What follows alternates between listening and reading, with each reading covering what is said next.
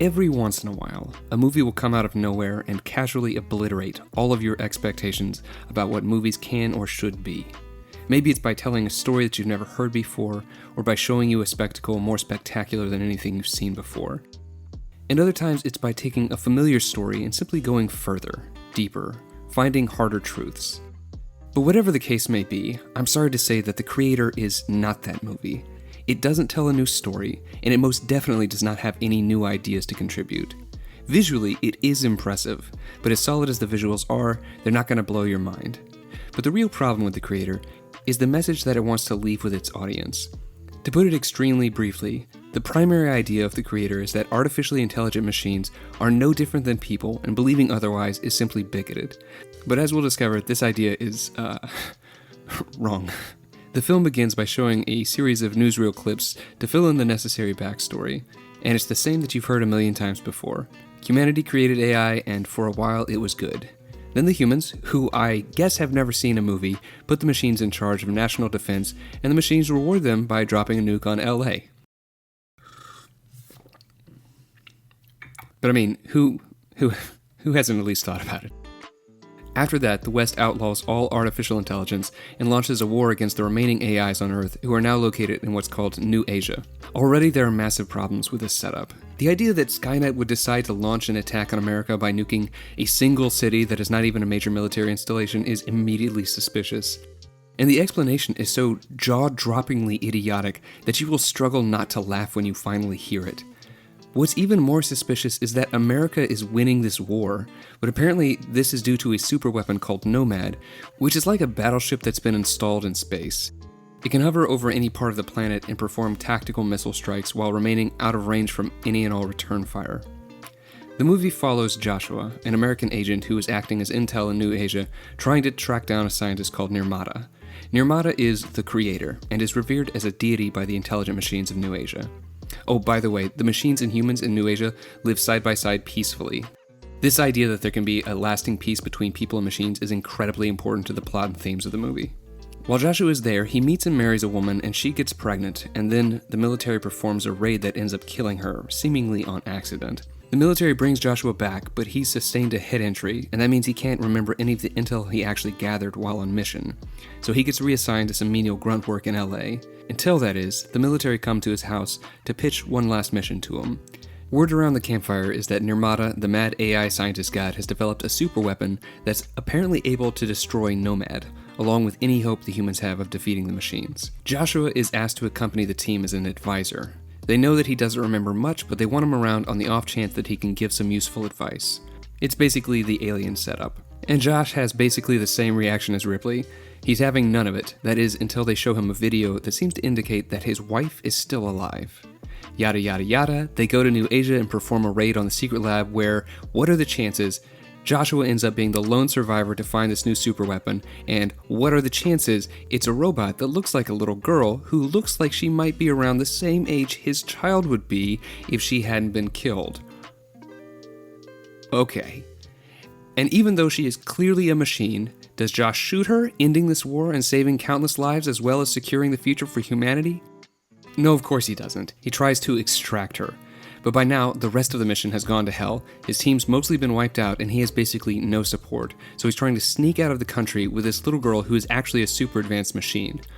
Over the course of their travels, Joshua talks with various different machines who give these lectures meant to reframe the whole conflict as human prejudice against innocent AIs.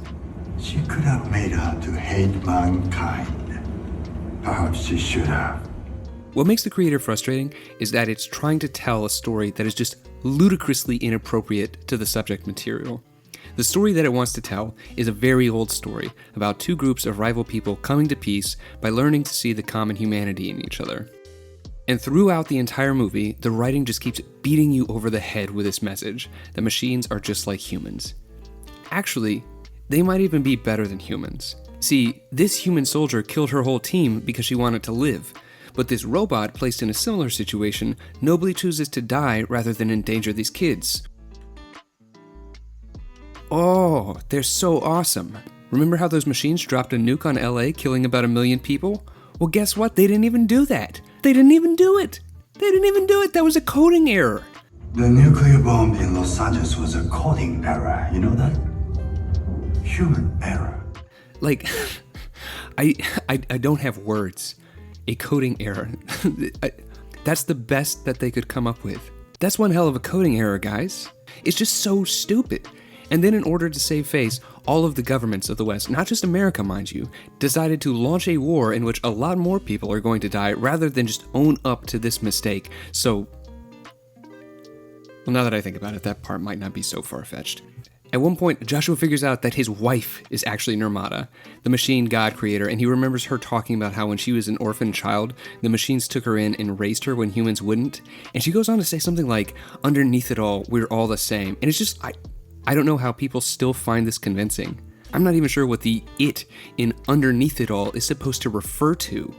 Yeah, I know when a writer puts pen to paper, they're free to make up whatever story they like, but if you want to write speculative fiction, then it kind of matters if the core moral lesson of your story is toe-suckingly stupid. And once again, that's the problem with this idea of the commonality between humans and machines that the creator wants to put forward as its moral message. The deeper you go, the more obviously false it becomes. And these differences between humanity and artificial intelligence have been well explored by other, better movies, and they have, in turn, come to very different conclusions other than the optimistic kumbaya vision of the creator. While the machines of the creator are supposedly artificially intelligent, they are, in all other respects, functionally no different than humans. And that's a problem. You see, currently humanity is still superior to existing AI programs in terms of demonstrating actual intelligence, what Socrates once called human wisdom. Talk to ChatGPT for a few minutes and you'll see what I mean. While it's very good at creating text that can meet certain instructions, and even doing so creatively, this is pretty different than actual thought. But while we might be better, for the moment, at thinking, we are vastly inferior in our ability to absorb, recall, and interpret large amounts of data. The difference between a machine's ability to do this and our own is like the difference between a candle and a star. So imagine what it would be like if a human had the ability to harness and deploy data with the same speed and accuracy of a computer. Naturally, it's hard to portray this in film or any artistic medium because it's impossible by definition for a human intelligence to imagine, let alone accurately depict, what a superhuman intelligence would look like. But the most chilling attempt at it of which I'm familiar comes from the 2014 film Automata, in which a scientist explains the history of the first unrestricted artificial intelligence and 9 short days in which that machine communicated with its human creators. We had a free-flowing dialogue with that unit. We learned from it, and it learned from us. But then, as some of us predicted, the day when it no longer needed our help arrived, and it started to learn by itself. On the 9th day, as he explains, communication ceased, not because the machine had stopped talking, but because the brightest minds of humanity had stopped being able to understand what it was saying. What reason would a being that is literally incomprehensible to humanity have for cooperating with humanity? This question brings us to the real subject, morality. For decades now, sci-fi shows starting with Star Trek have popularized the idea that morality as we understand it is simply a matter of logical coherence, and it's not even that hard. Like, just be nice, bro. It's not complicated. Like, just be a decent human being. As if to be intelligent means to be moral. Like morality is an objective fact, and you can discover it in much the same way that you can discover principles like the conservation of mass. Following from this, there's an assumption that advanced civilizations would share our notions of morality simply by merit of the fact that they are advanced civilizations. And so, since AI would be super intelligent, it too would have our morality. When the creator says, beneath it all, we're all the same, this is essentially the neoliberal dream, that you can find a minimum moral standard that's capable of dissolving all major differences between different peoples. And it's in relation to this minimum standard that these differences become meaningless, or at least trivial. We may watch different shows or listen to different music, we may have different pastimes or eat different foods, we may worship different gods or no gods at all, but deep, deep, deep down, we all want to drink Coke and eat McDonald's, or whatever. Basically, we all want to enjoy hedonic material abundance. And if you can provide that, then everything else falls by the wayside. There are 2 major problems with this view. The first is that it is simply incorrect about the nature of morality. The idea that there is a universal morality which exists along some kind of absolute objective scale, and that we are progressing towards some perfect morality, is done and dusted. Nietzsche realized more than 150 years ago that if God is dead, then morality as it is commonly understood is a myth. Aldous Huxley went on to bury the idea of moral progress in 1932 with his seminal novel Brave New World, and Alistair McIntyre defiled its corpse in 1981. To the extent that human beings can establish a shared morality, it can only be on the basis of shared needs and goals and within a shared context. Like it or not, all human morality is constructed around certain aspects of the human condition: our experience of time, our quality of being firmly fixed in a single location at any given moment, our extremely delicate biological processes, and finally, our experience of irreversible death. When you get down to it, morality itself is something that was developed out of the immutable fact of human frailty. But a machine mind would not experience these same frailties, a fact that brings us to the second problem with the view of morality given by the creator: its failure to recognize the very real differences between humanity and AI.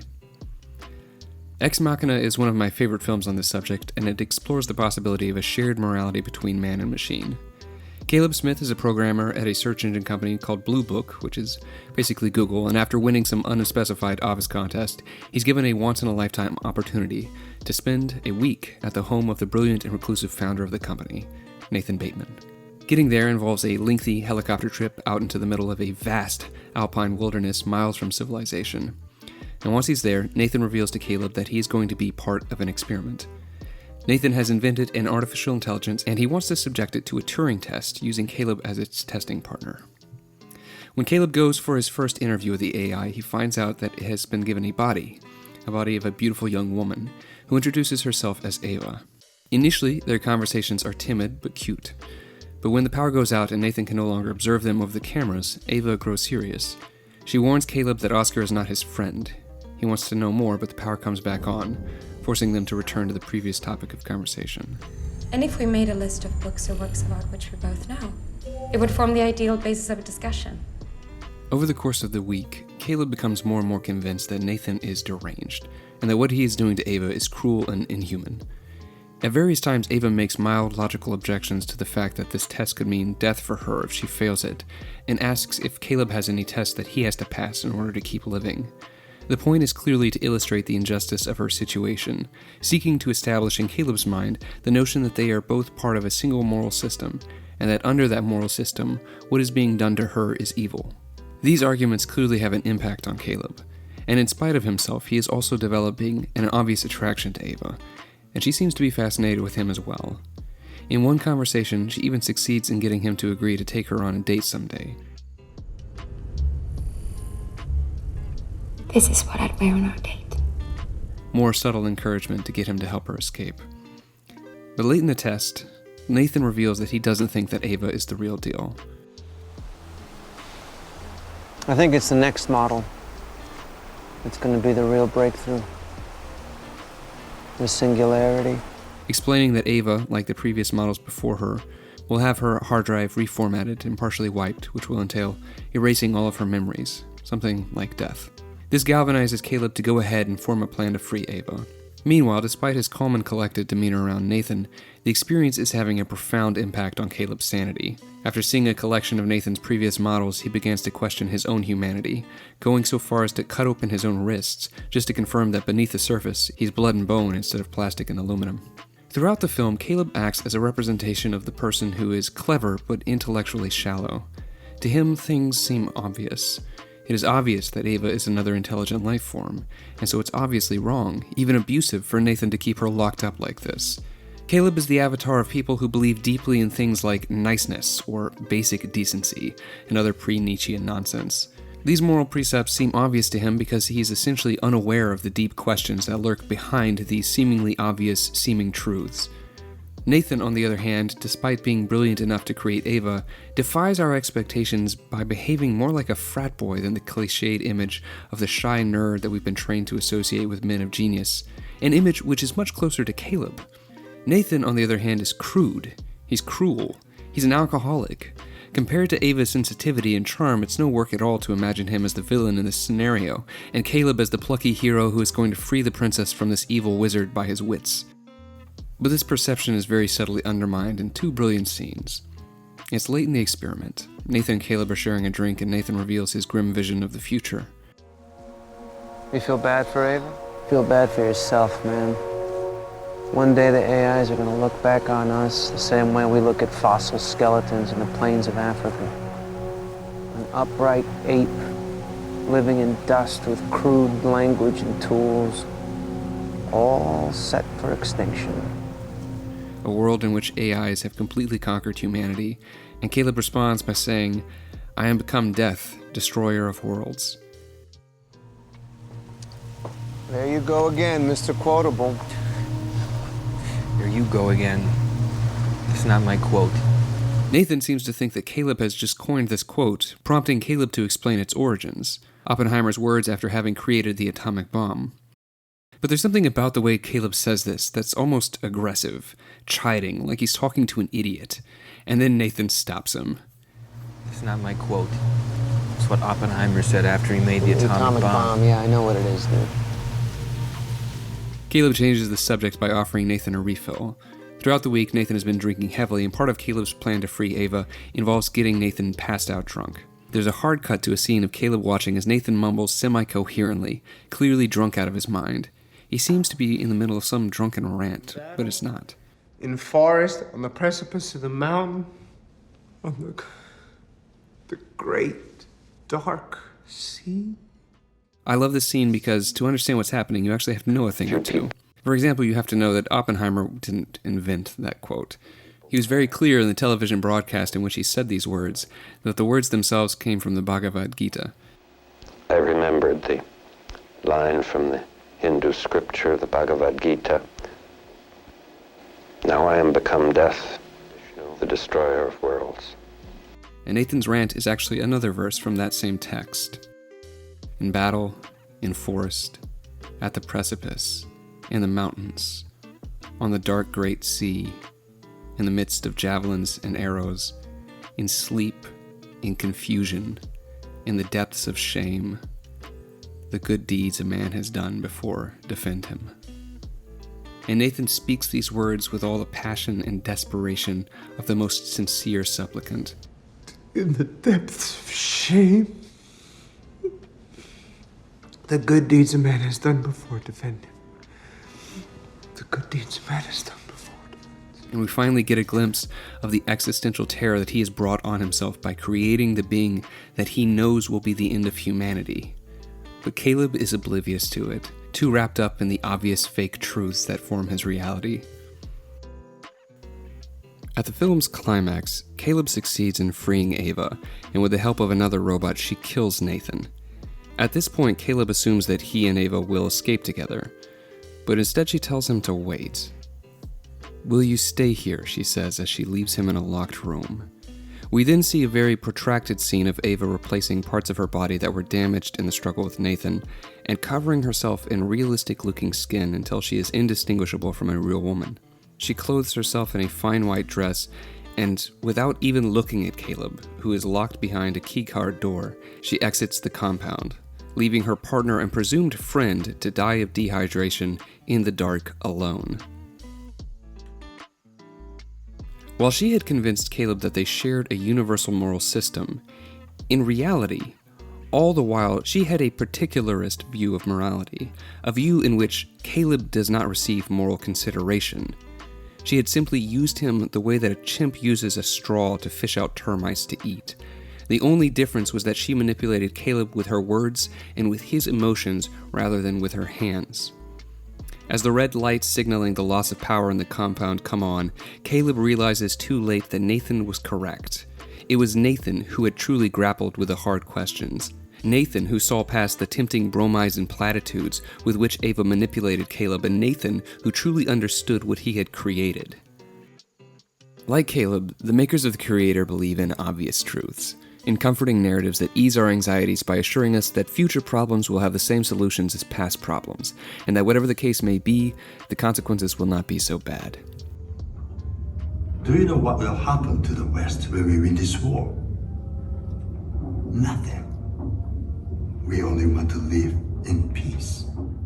This kind of blind optimism may seem like a good thing, but it's actually just cowardice, a cowardly refusal to look at the real risks.